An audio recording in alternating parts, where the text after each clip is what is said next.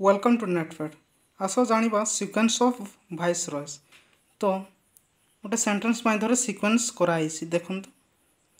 Can lord Lawrence meet Nilirudha the lady emperor of Coimbatore to have a chance of remarriage in willing विशेष of Mountbatten.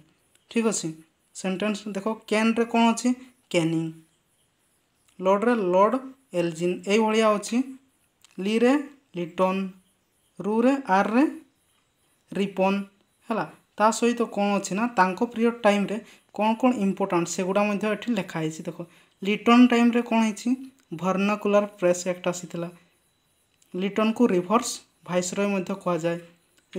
तापरे देख यहाँ Hunter commission ए तांको time रे आसीला।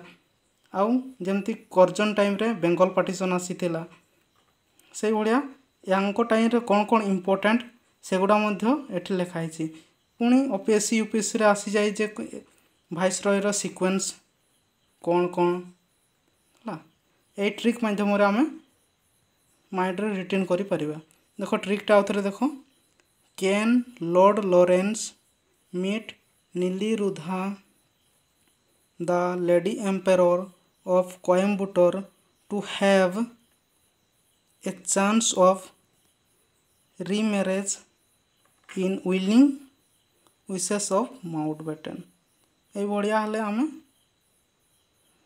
माइंड रे भलसे रिटेन करी रखी परिबा।